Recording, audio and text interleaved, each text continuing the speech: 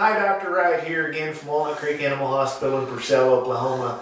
We're going to be continuing our discussion about canine first aid and being prepared to be able to administer first aid in the field. So basic topics that we've already covered are the tailgate exam or the field exam. We've discussed vitals, vital signs in that working class dog, normal, most of those at work and at play, or at work and rest. And then secondly, we've looked at basically the two types of kits that I think you should have available to your disposal. We've already went into comprehensive detail on the field kit, which is only to handle the immediate crisis, the averting the tragic event so that we can get back to a location that's more secure and has greater resources in order to deal with a lot of the other things that you really basically are going to need in canine first aid. And so what I've got in front of me is a not inclusive group. This basically needs to be hand tailored to your specific skill set. But this is just basically a reference from my mind to yours, hopefully, to stimulate some thought in which you can be prepared to be your own dog's medic.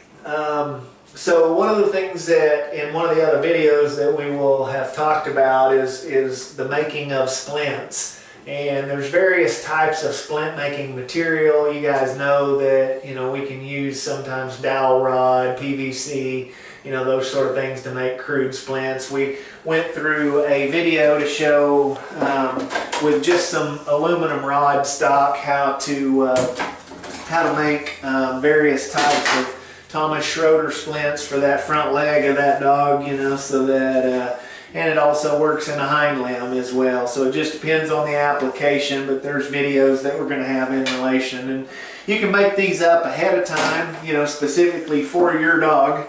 They also, on the market, most veterinary practices will have something like this, which is just a plastic pre-made quick splint. This one actually applies to the back leg, and then it's bandaged. But anyways, I think that probably in your truck or camp kit or home kit, garage kit, whatever you want to say, if you're quite a ways away from veterinary care, you certainly might consider having some of that available. The other thing is just, it's kind of nice. You can have a pillowcase or a sheet. It works in multi-facets, for carrying a dog that say has a back injury or something, or that's thrashing a lot, them small dogs, the teckles, those sort of dogs, you can actually put them in a pillowcase, and sometimes wrapping them up, they feel more safe and secure inside there. Obviously if they have some sort of respiratory issue, you don't want to do that. But the other thing is on most of these there's a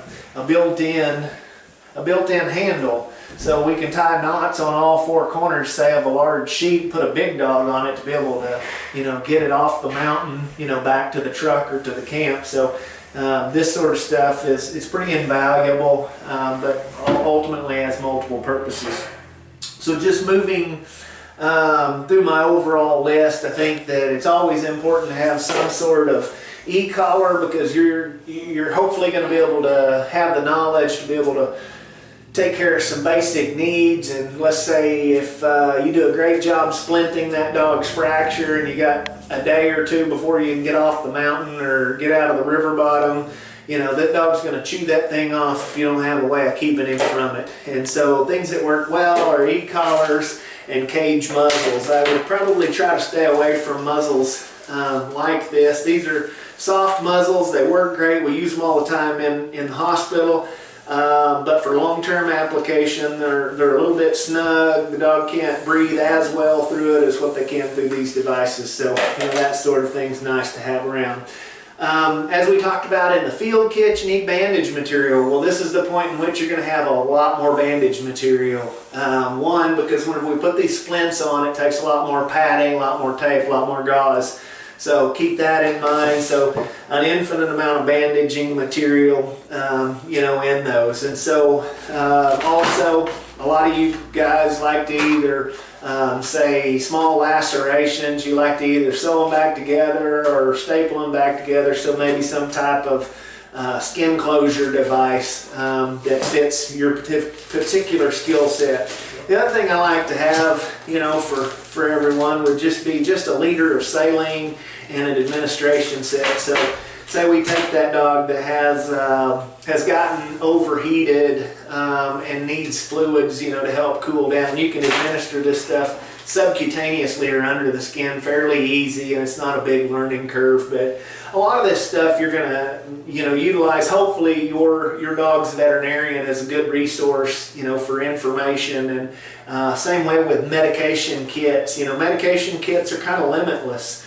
Depending on the comfort level that you and your dog's veterinarian have together, and I would say establish that relationship and utilize it. But you know, there's things like antihistamines and anti-vomiting medication and antidiarrheals that, you know, if you're, once again, you know, 3 days away from civilization, your dog's with you, and you need that sort of stuff. You need it now. You don't, you know, need to have to try to find it. So ultimately, veterinarians are great resources at helping dog handlers to have the kits in which they need and teach you how to use it with correct dosages for your particular dog. So that's what I would say about medications. But other things I like to have available to me, let's say a heater, heating pads. In the discussion that we did for the United Blood Tracking Association, I put in it, there were hot hands, those sort of heating elements, heating devices. They're great for those dogs that become hypothermic, dogs that are shocky, that sort of thing. So the other thing too is some other external heat source. So do we have a propane heater available? Do we have a fire, for crying out loud? You know, so the more forethought you put into things that are typically, you know, could be disastrous to you, or things in which you need to, you know, aid your dog in. And the same applies for people. You know, if somebody in your party gets injured, the same sort of things are utilizable. The other thing I like to have is a good pair of nail trimmers that are strong enough if we have to take a partial nail off. Various assortment of syringes, either to deliver medication orally. Some of you may have the relationship and the knowledge to be able to administer medication subcutaneously or intravenously, but also nasal aspirators. It's just a baby nasal aspirator. They're really wonderful at sucking stuff out of the ear, cleaning stuff out of the nose with. Various, you know, we talked in the field trauma kit about those hemostatic compression bandages and gauze and that sort of thing. You know, this is on a smaller scale, but silver nitrate, styptic, pencil, those sort of things for broken, torn nails, small bleeders around the ears and nose where we've gotten small lacerations. This sort of stuff works pretty well for that type of thing. Also, one of the things that we get into, most of your tapes and adhesives don't stick super well to hair. I've got a couple examples of stuff that we know that does, but you know, you can take a beard trimmer, for crying out loud, with you to be able to shave you know, small areas or even a whole leg. You know, a battery operated beard trimmer will do that. But once you get that hair down, it's a whole lot easier to work with the issue that's going on in the skin at the time. Since I brought it up, specific adhesives, this is a product called Elasticon, and so it's stretchy, but it's extremely, extremely sticky. We love this stuff. It sticks to hair, it sticks to skin, it keeps stuff in place. It's wonderful for applying those splints with, but Elasticon. We use porous Zonus white tape, 1 inch or 2 inch. The thing about this stuff is it does not stretch, is very sticky, so you got to be careful about getting it too tight, would be the only thing I'd say with it.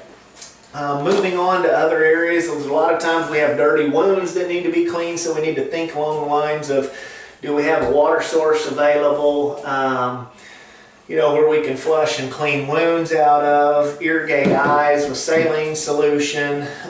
One thing I like to see everybody have on hand, especially for dogs that have a tendency to overheat, is something like ice packs. They make various ice packs that you mix the components and they get cold, or cold packs. But have a fan source. We talked about having a heat source, have a cooling source. So ice baths work great on that overheated dog. The other thing that's a neat little trick is isopropyl alcohol evaporates really fast, and one of the ways to dissipate body heat is putting alcohol on that dog, spraying it in areas of skin that's exposed, and then putting a fan on that dog, really accelerates the heat dissipation.